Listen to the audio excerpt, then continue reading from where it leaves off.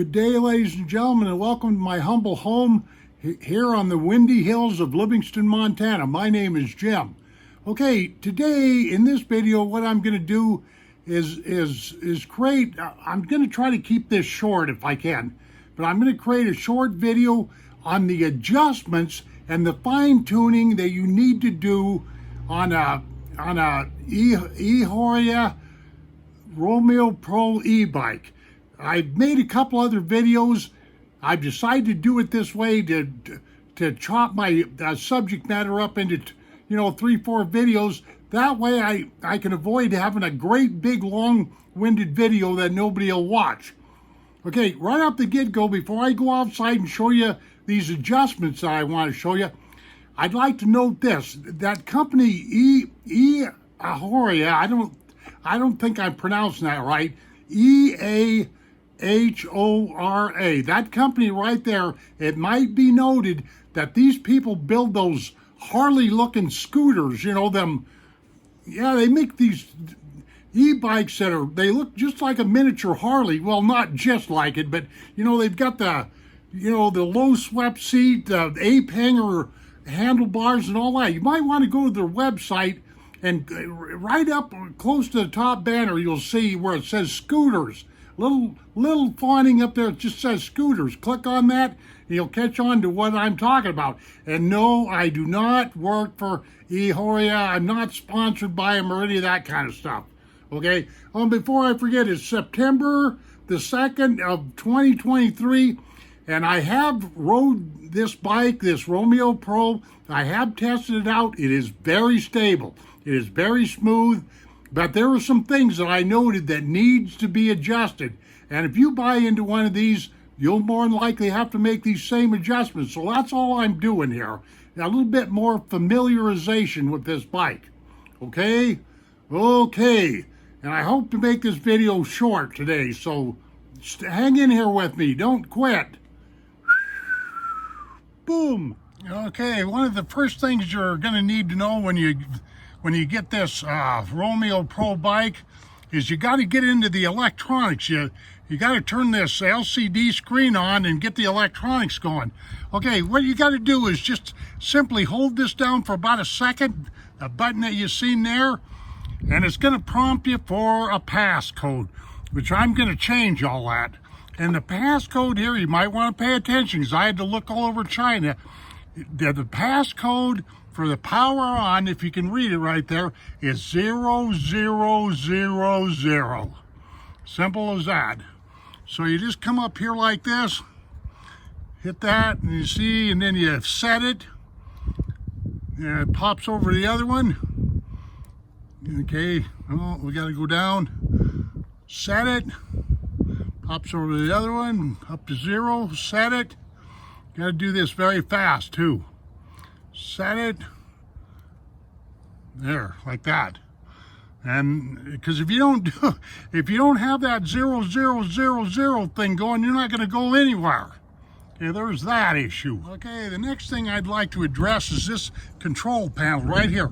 I haven't adjusted this yet, but it needs to be rotated down like this so you have good control of this guy. Let me make sure this is in focus. Because some of these controls on these handlebars, they're made so you can pivot them. But I just thought I'd point that out. This right here from my maiden voyage is just not right. And the same with this thumb throttle right here. I need to rotate it down. You can do this without having to mess with them handlebars. And so there's an adjustment you're going to have to make there. And of course, these handles right here, you kind of want them going down on a 30-degree angle or so, I would say. And this has these real nice leather grips. I really like these. But the only way that these are going to be right is if you put them in the right position. So you're not binding so they're not, creating a blister on your hands there or whatever have you. So there's that. Need to get all these controls in this cockpit just right. That's what I'm talking about. Very well. For your suspension, on the left-hand side right here, you've got preload, plus and minus preload on that shock absorber. And then over here, you've got compression, kind of a plus and minus thing. Basically, all I can tell you about that is just set it to your liking. I've just got them I don't have them closed off, but I've got them cracked open just a little bit there. And so, but that's for these guys right here. This big long shock absorbers is what I call them. So you'll need to adjust those to your liking too. Okay? Okay. Very well. This is your rear suspension right here, and there's adjustment on this. Believe it or not, you've got a big old gnarly nut right here that presses down. That puts more pressure on this big spring. So you got an adjustment there. I haven't messed with this so far. And then down here, you've got, this is to let a little more air out, or to adjust your air pressure in this guy. That's another thing. I've looked all over the internet trying to figure out if I've got that rear shock absorber in there right, upside down or right side up or what. You'd think that these companies would be a little bit more clear in what they need to have you do, as long as they got people putting these bikes together. That's my whole thing. I think I've got this right, but I'm not 100% sure. If you've got a better idea than what I'm doing, put it in the comments. Thank you. Another thing you might want to look at is your Shimano gearing. This has got a 7-gear cassette in it. You want to make sure that this main chain ring right here is in good shape and ain't all bent up. And same with this railier back here. And make sure you go through your gears 1 through 7 to make sure that stuff's all working right, which I have done that.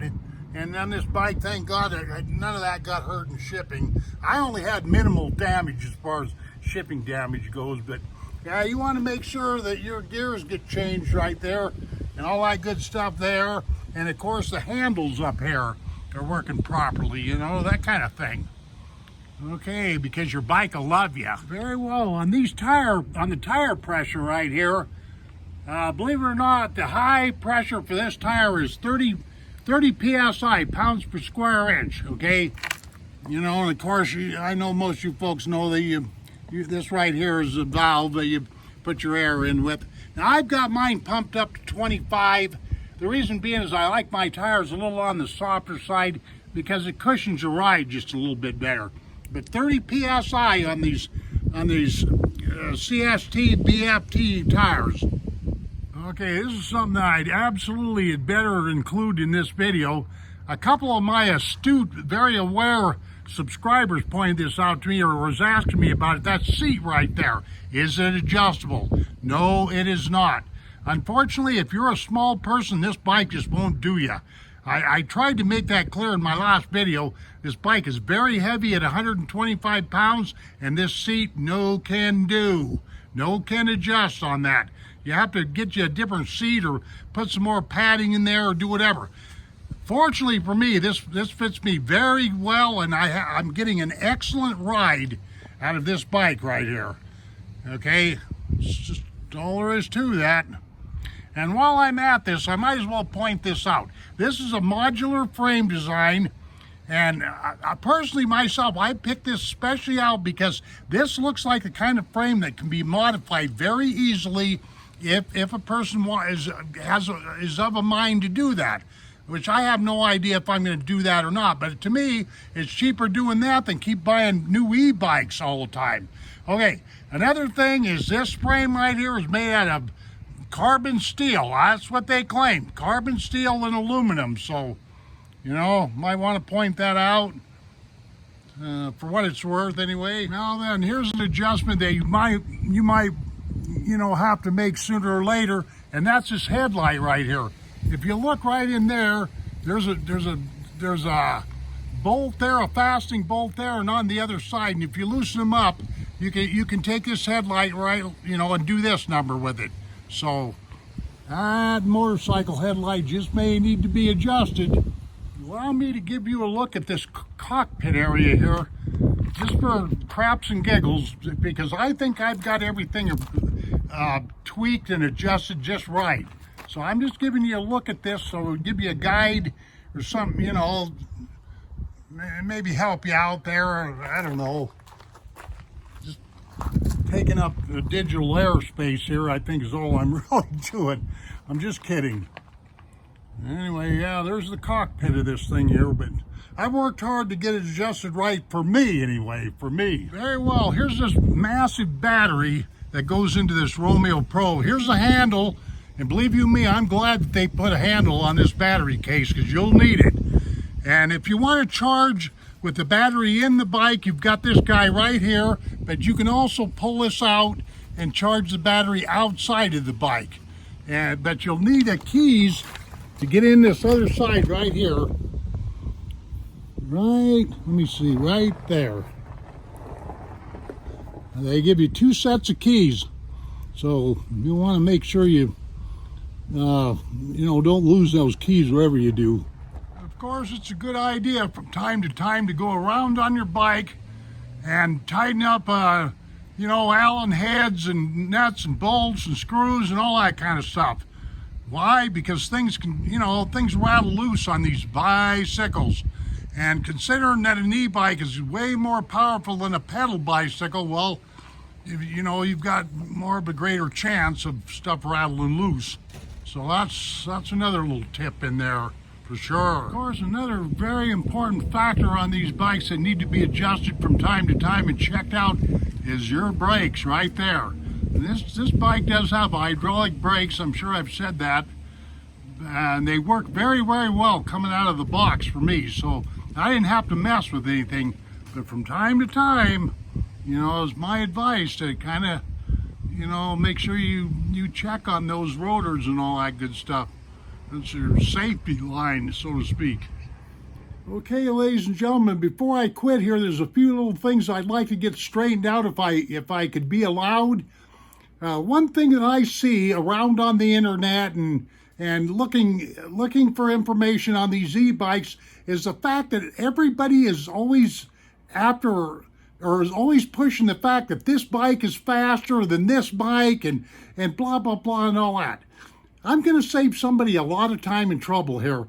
If you're on a quest to find the fastest e-bike or whatever have you, I would quit, because that glory belongs to somebody that's a shade tree mechanic, a backyard mechanic, somebody that's in a garage whittling away and modifying and doing all this other stuff, to end up with a very fast bike. Putting on, front hub drives and bigger drives and, I just don't think commercially that you're going to gain anything by buying into the hype of the fastest e-bike.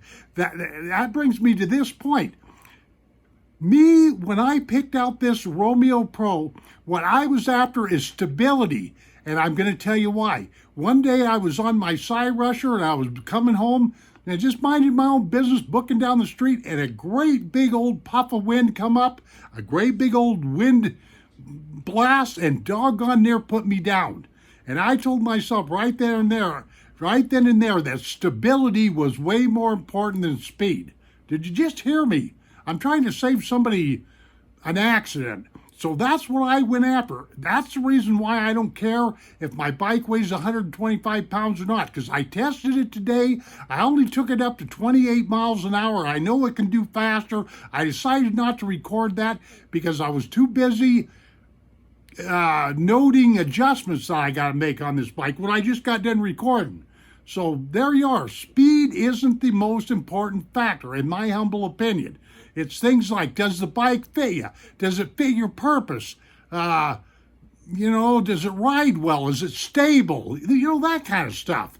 I mean, once you get into these e-bikes, you'll understand what I'm talking about. Okay, that's enough. I made my point. Ladies and gentlemen, thank you very much for joining me here in my house. Subscribe to my channel if you'd like. Give me a thumbs up, a thumbs down. Give me the old love salute, whatever you want to do there. And comment. I love to see the comments. It's not a drudgery to me. If somebody writes to me and they're sincere and they've got a question, I'm on it. Okay. We shall see you on down the trail, my friends, and adios. Boop.